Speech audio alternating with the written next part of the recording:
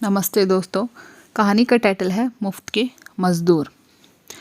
बिहार में एक छोटा सा गांव है। वहाँ एक व्यक्ति रहते हैं जिनका नाम ज्ञान झा है। उनके कारनामों की वजह से उनको गांव में सभी लोग जानते हैं और वे बहुत चतुर भी हैं और अपने गांव में प्रचलित भी हैं। इसी कारण उनके कुछ विरोधी भी बन गए हैं। उनके विरोधी जो है उनका नाम है घुरिया। असल में वो चोर उचक्कों की प्रवृत्ति का था। मेहनत से जी चुराने वाला भूरिया ने गांव के 8-10 आदमियों को अपने साथ इस गलत राह पर डाल रखा था। कई कई प्रकार की बुरी आदतों का शिकार यह दल चोरी करने में बड़ा माहिर था। एक बार गांव में बरसात ना हुई तो खेती का काम ढीला पड़ गया। लोग बाग भगवान से प्रार्थना कर रहे थे कि बरसात हो जाए। आखिर बरसात हुई और जमकर हुई। अब तो किसान खेतों में जुट गए। एक साथ सबका काम शुरू हुआ तो मजदूर का अकाल पड़ गया। मजदूरों ने भी मौका जानकर मजदूरी बढ़ा दी। ज्ञान झा को भी अपने खेत की खुदाई करानी थी ताकि बीज बोया जा सके, पर मजदूर तो ढूंढने पर मिल नहीं रहे थे। जो मिल रहे थे वह इतना अधिक मांगते थे कि चुप रह जाना पड़ता था।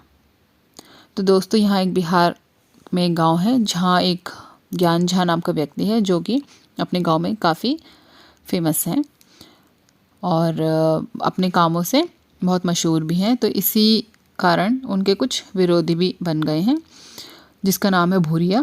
उनका एक पूरा दल है 8-10 लोगों का जो कि चोरी चकारी इस तरह के काम करते हैं। तो गांव में एक बार बरसात ना होने के कारण लोगों ने प्रार्थना की और अचानक बरसात हो गई, काफ़ी हुई। तो मज़दूर चाहिए थे खेती खुदाई के लिए जो कि ज्ञान झा को मिल नहीं रहे थे। तब उन्होंने एक तरकीब लगाई। ज्ञान झा बहुत परेशान हो गए थे कि खेत की खुदाई कैसे कराई जाए। ज़मीन में अभी तो नमी थी, नमी जाने के बाद तो मुश्किल और बढ़ जाएगी। आखिर उन्होंने दिमाग का इस्तेमाल करने का विचार किया और जल्दी से अपने मित्र फेरन मिश्रा के पास पहुँचे। फेरन मिश्रा जी ने उसको देखकर बहुत प्रसन्न हुए। उन्होंने कहा, कैसे याद आई? झा ने बोला, आवश्यकता आ पड़ी और बिना आवश्यकता के कौन आ पड़ता है। खेत खोदने को मजदूर नहीं मिल रहे, ज्ञान झा बोले। मिश्रा जी बोले, भाई हमसे तो कुदाल चलाई नहीं जाएगी वरना हम जरूर चलते, और हंस पड़े। झा जी बोले, आप बस एक छोटा सा काम कर दीजिए। मिश्रा जी बोले, बताओ क्या करें? बस एक अफवाह फैला दीजिए कि ज्ञान झा की कुंडली के अनुसार उसे शीघ्र ही कोई गड़ा खजाना मिलने वाला है। उससे क्या होगा? मिश्रा जी ने पूछा। बस फिर सब कुछ हो जाएगा, आप इतनी कृपा कर दीजिए, यह तो मेरा बाएं हाथ का खेल है। ज्ञान झा धन्यवाद देकर अपने घर लौट आए। मिश्रा जी ने अपना काम कर दिया। सारे गांव में यह बात फैला दी कि ज्ञान झा को कोई गड़ा हुआ खजाना मिलने वाला है। और उसी रात ज्ञान झा के घर से कुड़ाल चलने की आवाज़ आने लगी। चोरों के मुखिया भूरिया ने भी यह अफवाह सुन ली थी। वह अपनी उत्कंठा ना रोक पाया। उसने ज्ञान झा के घर से कुड़ालों के चलने की आवाज़ सुनी तो चोरी छिपे जा पहुंचा।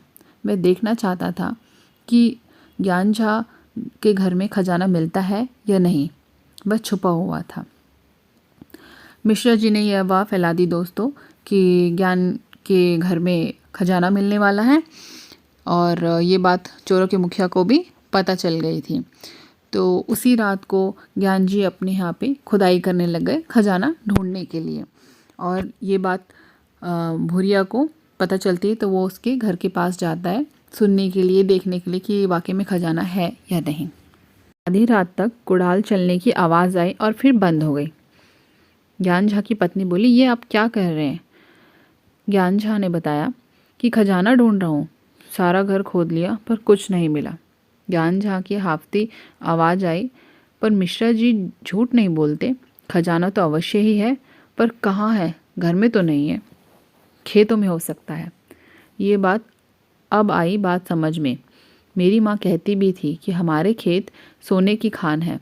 अब कल से वहीं 20 मजदूर लगाता हूँ, देख लेना जल्दी ही खजाना हमारे हाथ लग जाएगा। तो अब आराम करते हैं। घर तो आपने सारा खोद ही लिया। ठीक है, सवेरे से काम शुरू करता हूँ। भूरिया चोर समझ गया कि ज्ञान झा थक जाने के कारण खेत में अभी तो नहीं जाएगा। आधी रात हो रही थी। भूरिया सीधा अपने मित्रों के पास पहुंचा और उन्हें जगाया। आज बड़े माल की खबर है और तुम लोग सो रहे हो। ज्ञान झा खजाना खोद रहा है, मिश्रा जी ने बताया है। झूठ तो नहीं हो सकता।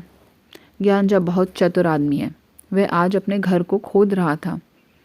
अकारण तो वह घर खोदने वाला नहीं था। ये बात तो है, वह बहुत होशियार आदमी है। भूरिया का चेला बोला। उसे घर में तो खजाना नहीं मिला। कल वह खेतों में मजदूर लगा कर खुदाई करेगा।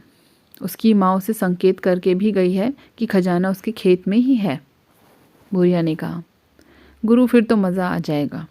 ज्ञान झा खजाना अपने घर लाएगा और हम किसी रात उड़ा लेंगे। मूर्ख, भूरिया बोला। हमें खजाना आज ही हड़पना होगा। आज कहाँ मिला है ज्ञान झा को खजाना। अब अपने अपने घर से कुड़ाल लेकर आओ, मेरे साथ चलो।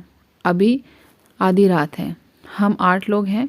जब तक ज्ञान झा जागेगा सुबह, तब तक तो माल बटोर लेंगे हम। यह अच्छा रहेगा गुरु। चोर मंडली बहुत खुश थी और सुबह ज्ञान झा का चेहरा देखने लायक होगा। और तत्काल चोर मंडली अपने अपने घरों से कुड़ाल लेकर आ गई और पहुंच गए ज्ञान झा के खेतों में। उसके चेले खुदाई करने लगे। भूरिया भी खुदाई करने लग गया। भूरिया ने कुड़ाल संभाली और जुट गया। सुबह होते होते उन्होंने खेत की खुदाई कर दी। गुरु, पूरा खेत खोद दिया पर कुछ नहीं मिला। चोर मंडली पस्त होकर वहीं बैठ गई। कुछ भी हाथ नहीं आया। हाँ यार, लगता है खजाना गहरा है, भूरिया बोला। गुरु, चलो यहाँ से, कोई आ रहा है। भूरिया ने देखा कि गांव की तरफ से कोई आ रहा था। शायद ज्ञान ही होगा। चैन से ना सोया होगा पूरी रात। भागो चलो। थके हारे सब भाग गए। आने वाला इंसान ज्ञान झा ही था। उन्होंने उन सबको भागते हुए देखा। ज्ञान झा मुस्कुराए। खेत पर आए तो देखा कि उनकी तरकीब काम आ गई थी। खेत बिजाई के लिए तैयार हो गए थे। ये सब उन्होंने बात अपनी घर में पत्नी को बताया। दोनों हंस हंस कर लोटपोट हो गए। तो दोस्तों, इस तरह ज्ञान झा जी ने अपना दिमाग लगाया, अपनी चतुराई दिखाई और अपने खेत की खुदाई करवा ली उन चोरों से। उम्मीद है दोस्तों आपको ये कहानी पसंद आएगी। आप ज़रूर लाइक करें और शेयर करें। धन्यवाद।